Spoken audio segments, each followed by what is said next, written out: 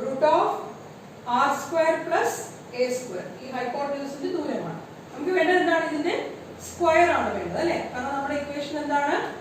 E സമം 1/4 pi epsilon 0 into q by ദൂരം square ആണ്. അപ്പോൾ ഇത് നമ്മൾ സ്ക്വയർ ചെയ്താൽ മതി. ഓക്കെ, ഇനി നമ്മൾ ശ്രദ്ധിച്ചു കഴിഞ്ഞാൽ അപ്പോൾ നമുക്ക് E യുടെ വാല്യൂ എത്ര കിട്ടും? E യുടെ വാല്യൂ അതുപോലെ തന്നെ EB പ്ലസ് ക്യൂ കാരണം ഉണ്ടാകുന്ന ഫീൽഡ് എത്രയാണ്? ഇവിടെ പ്ലസ് ക്യൂ കാരണം ഉണ്ടാകുന്ന ഫീൽഡ് ഇതുപോലെ തന്നെയാണ് 1/4 pi epsilon 0 into q by ഈ ദൂരം ഇത് തന്നെയാണ് അല്ലേ? ഇത് റൈറ്റ് ആംഗിൾ ട്രയാംഗിളിന്റെ ഹൈപ്പോട്ടന്യൂസ് തന്നെയാണ്. അപ്പോൾ ഇത് വരും root of r square plus a square the whole square. അപ്പോൾ EA സമം EB സമം 1/4 pi epsilon 0 into q by root of r square plus a square the whole square എന്ന് വരും. എന്താണ് ഈ പറഞ്ഞത്? മൈനസ് ക്യൂവും പ്ലസ് ക്യൂവും കാരണം എസ് എന്ന് പറയുന്ന പോയിന്റിൽ ഉണ്ടാകുന്ന ഇലക്ട്രിക് ഫീൽഡിന്റെ മാഗ്നിറ്റ്യൂഡ് ആണ് പറയുന്നത്, വിലയാണ് പറയുന്നത്. ഓക്കെ, ഈ റൂട്ടിന് സ്ക്വയർ ചെയ്ത് കഴിയുമ്പോൾ നമുക്ക് എന്ത് കിട്ടും? R square plus A square the whole സ്ക്വയറിനെ root of R square plus A സ്ക്വയറിനെ സ്ക്വയർ ചെയ്ത് കഴിയുമ്പോൾ നമുക്ക് എന്ത് കിട്ടും? R square plus A square തന്നെ കിട്ടും അല്ലേ? റൂട്ട് ഓഫ് 2 സ്ക്വയർ എത്രയാണ്? 2 അല്ലേ? റൂട്ട് ഓഫ് 2 സ്ക്വയർ എത്രയാണ്? 2. റൂട്ട് ഓഫ് 2 സ്ക്വയർ എന്നത് റൂട്ട് ഓഫ് 4 ആണ്. 4 ന്റെ റൂട്ട് എത്രയാണ്? 2 എന്ന് പറയുന്ന പോലെ root of R square plus A square the whole square എത്രയായിരിക്കും? R square plus A square. അതാണ് നമ്മൾ എഴുതിയിരിക്കുന്നത്. അപ്പോൾ മാഗ്നിറ്റ്യൂഡ് എത്ര കിട്ടും? ഇഎയും ഇബിയും ഒന്ന് തന്നെയാണ്. ഇഎയുടെ മാഗ്നിറ്റ്യൂഡും ഇബിയുടെ മാഗ്നിറ്റ്യൂഡ് എത്രയാണ്? ഒന്ന് തന്നെയാണ്. 1/4 pi epsilon 0 into q by r square plus a square എന്ന് നമുക്ക് അതിന്റെ മാഗ്നിറ്റ്യൂഡ് കിട്ടും. ഈ മാഗ്നിറ്റ്യൂഡ് കിട്ടിയതുകൊണ്ട് കാര്യമില്ല അല്ലെ? നമുക്ക് ആ ടോട്ടൽ കണ്ടുപിടിക്കുന്നത് എന്ത് ചെയ്യണം? ആഡ് ചെയ്യണം. ആഡ് ചെയ്യുമ്പോൾ നമുക്ക് ദിശ ആവശ്യമാണ്. ഇത് വെക്റ്റർ ക്വാണ്ടിറ്റി ആണല്ലോ, അപ്പോൾ നമുക്കിത് ദിശ നോക്കാം. മൈനസ് ക്യൂ എന്ന് പറയുന്ന ചാർജ് കാരണം ഉണ്ടാകുന്ന ഇലക്ട്രിക് ഫീൽഡ് EA എന്ന് പറയുന്നത് എങ്ങോട്ടാണ് ആക്ട് ചെയ്യുന്നത്? നമുക്കറിയാം, മൈനസ് ചാർജ് ആണെങ്കിൽ ഫ്ലക്സ് ലൈൻസ് എങ്ങോട്ടായിരിക്കും? ടുവേർഡ്സ് ചാർജ് ആയിരിക്കും അല്ലേ? പ്ലസ് ചാർജ് ആണെങ്കിലോ പോസിറ്റീവ് ചാർജ് ആണെങ്കിലോ flux lines will be away from the charge. Field ലൈൻസിന്റെ പ്രോപ്പർട്ടീസ് നോക്കും. അങ്ങനെ നോക്കുമ്പോൾ എസ് എന്ന് പറയുന്ന പോയിന്റില് മൈനസ് ക്യൂ കാരണം ഉണ്ടാകുന്ന EA എന്ന ഇലക്ട്രിക് ഫീൽഡ് ഇങ്ങോട്ടായിരിക്കും ആക്ട് ചെയ്യുന്നത്, ചാർജിലേക്കായിരിക്കും ആക്ട് ചെയ്യുന്നത് EA ഇങ്ങോട്ട്. അതേപോലെ തന്നെ പ്ലസ് ക്യൂ കാരണം ഈ പോയിന്റിൽ ഉണ്ടാകുന്ന ചാർജ് ഫീൽഡ് എങ്ങോട്ടായിരിക്കും? ഈ ചാർജിൽ നിന്ന് അകലേക്കായിരിക്കും, ഈ ദിശയിലായിരിക്കും. അപ്പൊ എസ് എന്ന് പറയുന്ന പോയിന്റില് രണ്ട് ഇലക്ട്രിക് ഫീൽഡുകളാണുള്ളത്, EA ഇങ്ങോട്ടും EB ഇങ്ങോട്ടും. ടോട്ടൽ കണ്ടുപിടിക്കാൻ നമ്മൾ എന്ത് ചെയ്യണം? ഇവരെ റിസോൾവ് ചെയ്തിട്ട് വേണം കൂട്ടാൻ. കാരണം എന്താണ്? Vectors inclined will have their effect in both vertical and horizontal planes. Any vector which is inclined to the plane will have its components all around them. So we have to find out their components in the horizontal direction as well as in the vertical direction. So ഇത്രയും portion ഞാനിവിടെ മാറ്റി വരച്ചിട്ടുണ്ട്. S എന്ന് പറഞ്ഞ point highlight ചെയ്യുന്ന ഇതാണ് S എന്ന് പറയുന്ന പോയിന്റ്. അപ്പൊ ആ പോയിന്റ് മൈനസ് ക്യൂ കാരണം ഇങ്ങോട്ട് ഒരു ഇലക്ട്രിക് ഫീൽഡും പ്ലസ് ക്യൂ കാരണം ഇങ്ങോട്ട് ഒരു ഇലക്ട്രിക് ഫീൽഡും ഉണ്ട്. നമുക്ക് രണ്ടായിട്ട് റിസോൾവ് ചെയ്യാം. ഞാൻ EBയെ റിസോൾവ് ചെയ്യുന്നു. If this is the angle theta made by EB with the horizontal, നമുക്ക് ഈ കമ്പോണന്റ് നമുക്ക് നേരത്തെ ഒരു സിമ്പിൾ ഫോമിൽ ഓർക്കാൻ വേണ്ടി തീറ്റയോട് അടുത്ത് കിടക്കുന്ന കമ്പോണൻസ് എപ്പോഴും കൊസൈൻ ആയിരിക്കും എന്ന് പറഞ്ഞിട്ടുണ്ട്. അപ്പോൾ അങ്ങനെ ഓർത്തിരിക്കുക. EB റിസോൾവ് ചെയ്യുമ്പോൾ തീറ്റയോട് അടുത്ത് കിടക്കുന്ന ഈ കമ്പോണന്റ് EB cos theta ആണ്, ഈ കമ്പോണന്റ് EB sin theta. അപ്പോൾ EB എന്ന് പറയുന്ന വെക്ടറിന്റെ ഇൻക്ലൈൻഡ് വെക്ടറിന്റെ ഹൊറിസോണ്ടൽ കമ്പോണന്റ് EB cos theta-യും വെർട്ടിക്കൽ കമ്പോണന്റ് EB sin theta-യും ആയിരിക്കും. അതേപോലെ തന്നെ നമ്മൾ EA എന്ന് പറഞ്ഞ വെക്ടർ എടുത്താൽ EA എന്ന് പറഞ്ഞ വെക്ടർ ആരുടെ ഏത് ഇലക്ട്രിക് ഫീൽഡാണ്? മൈനസ് ക്യൂ എന്ന് പറഞ്ഞ ചാർജ് കാരണം എസിൽ ഉണ്ടാകുന്ന ഇലക്ട്രിക് ഫീൽഡാണ് EA. അതിനെയും നമ്മൾ it's also inclined cause in the negative direction. അത് നമ്മൾ റിസോൾവ് ചെയ്യുമ്പോൾ നമുക്ക് again this is the angle theta made by EA with the horizontal. ഇതിനോട് അടുത്ത കമ്പോണന്റ് ആയിരിക്കും കോസൈൻ കമ്പോണന്റ് ആയിരിക്കും EA cos theta and EA sin theta. അപ്പോൾ EB യെ നമ്മൾ EB cos theta എന്നും EB sin theta എന്നും റിസോൾവ് ചെയ്തു. അതേപോലെ തന്നെ EA യെ ഇ എ കോസ് തീറ്റ എന്നും ഇ എ സൈൻ തീറ്റ എന്നും രണ്ടായിട്ട് സോൾവ് ചെയ്യും. ഈ ഫിഗർ നോക്കിക്കഴിഞ്ഞാൽ നമുക്ക് മനസ്സിലാകും ഇയുടെയും ഇബിയുടെയും മാഗ്നിറ്റ്യൂഡ് ഒന്നാണ് നമ്മൾ പറഞ്ഞു അല്ലെ. ആ സ്ഥിതിക്ക് ഇവിടെ നോക്കിക്കേ, ഇ ബി സൈൻ തീറ്റ മുകളിലേക്ക് ഇ എ സൈൻ തീറ്റ താഴെ, രണ്ട് തുല്യ ശക്തികൾ ബലാബലം നടത്തുന്ന പോലെ അല്ലെ. ഒരാൾ മുകളിലേക്ക് ഒരാൾ താഴെ. They are equal and opposite.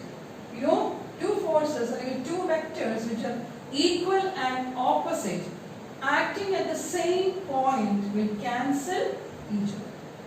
തുല്യവും വിപരീതവുമായിട്ടുള്ള രണ്ട് വെക്ടറുകൾ ഒരേ പോയിന്റിൽ ആക്ട് ചെയ്ത് കഴിഞ്ഞാൽ അവരുടെ ഇഫക്റ്റ് എന്ത് ചെയ്യപ്പെടും? ക്യാൻസൽ ചെയ്യപ്പെടും. So obviously EB sin theta and EA sin theta will cancel. So we need not consider these two vectors. Now the remaining vectors are which one? Which are the remaining vectors acting at S? EB cos theta and EA cos theta. They are both in the same direction. So we can easily add them to find the resultant field. Okay?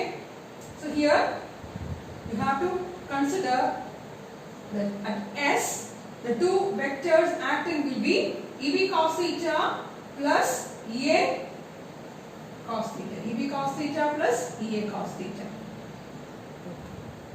So total field E will be equal to EA cos theta plus EB cos theta. EA യും EB യും ഒന്നായതുകൊണ്ട് ഒന്നിൽ നമുക്ക് EA നെ എടുക്കാം അല്ലെങ്കിൽ EB നെ എടുക്കാം. ഞാൻ ഇവിടെ EA നെ എടുത്തു. അപ്പോൾ 2EA cos theta. Total field E will be equal to 2EA cos theta. EA യുടെ വാല്യൂ എത്രയായിരുന്നു? EA യുടെ അല്ലെങ്കിൽ EB യുടെ വാല്യൂ എത്രയായിരുന്നു? 1/4π0 into 2/r² plus a². അപ്പോൾ നമുക്ക് 2 into E യുടെ വാല്യൂ ഇവിടെ എഴുതി into cos theta. ഇനി ഫിഗറിൽ നിന്ന് അല്ലെങ്കിൽ ഡയഗ്രത്തിൽ നിന്ന് നമുക്ക് cos theta യുടെ വാല്യൂ എത്രയാണ്? ഇതായിരുന്നു ഡയഗ്രം. ഈ ഡയഗ്രം നോക്കിക്കഴിഞ്ഞാൽ അതിന്റെ ബേസ് a ആണ്, അതിന്റെ ഹൈപ്പോട്ടന്യൂസ് √r² plus a² ആണ്, അതിന്റെ ആൾട്ടിറ്റ്യൂഡ് r ആണ്. This is the angle theta. For cos theta എന്ന് പറഞ്ഞാൽ നമുക്കറിയാം what is the relation for cos theta? Adjacent side by hypotenuse. Adjacent side by hypotenuse.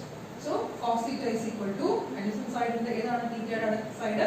a ആണ്, a by hypotenuse ആണ് √r² plus a².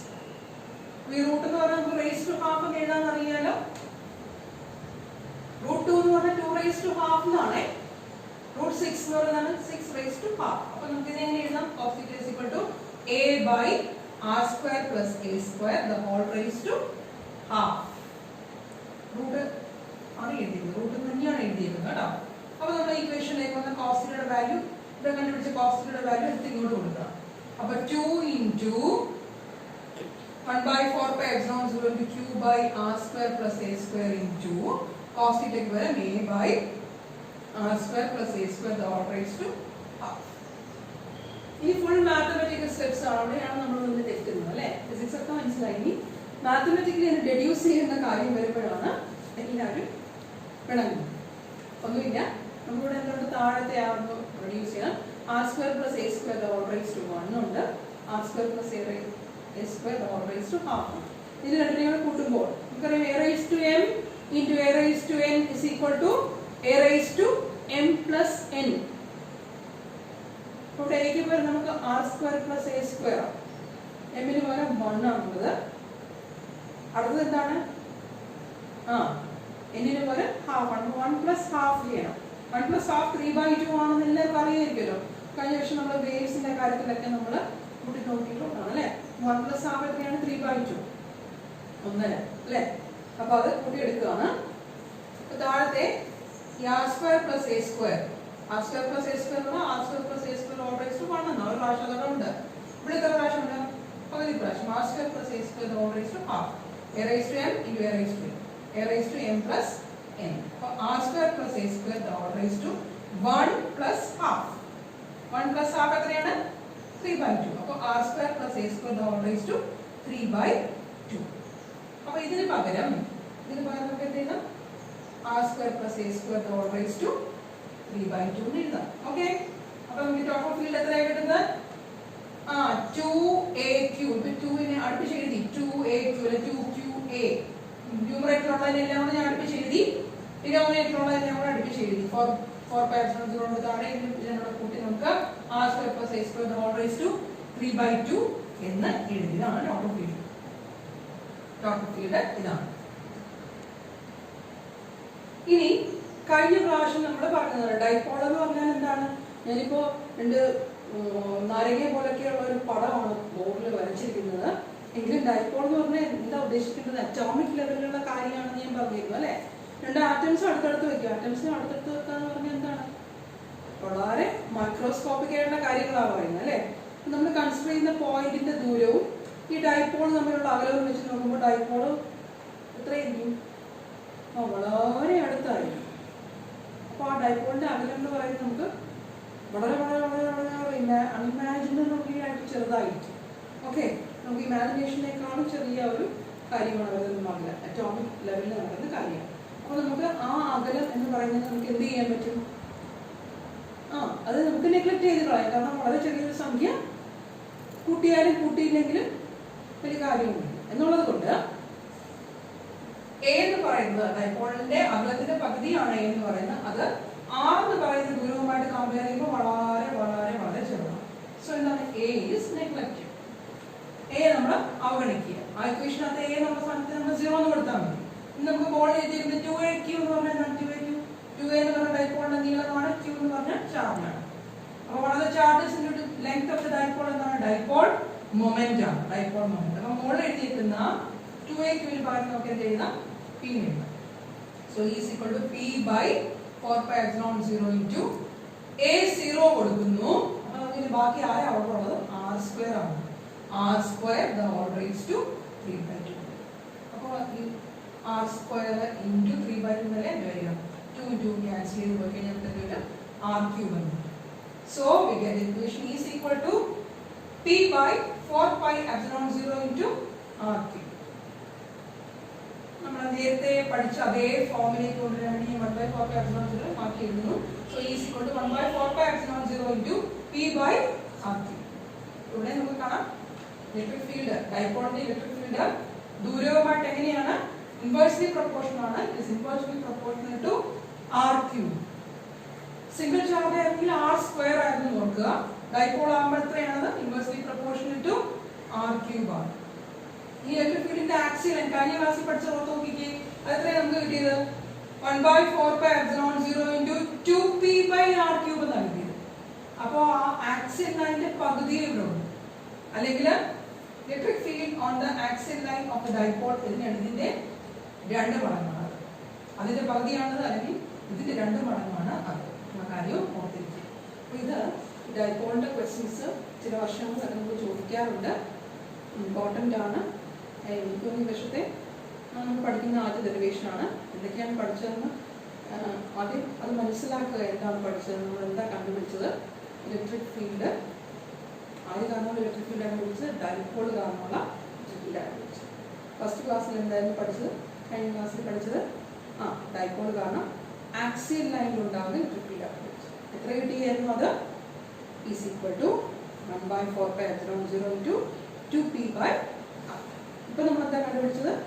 ഇതേ dipole കാരണം അതിന്റെ ഇക്വേറ്ററിലുള്ള ഒരു point, equatorial ലൈനിലുള്ള ഒരു പോയിന്റിലുണ്ടാകുന്ന ഇലക്ട്രിക് ഫീൽഡ് എത്രയാണ് കിട്ടിയത്?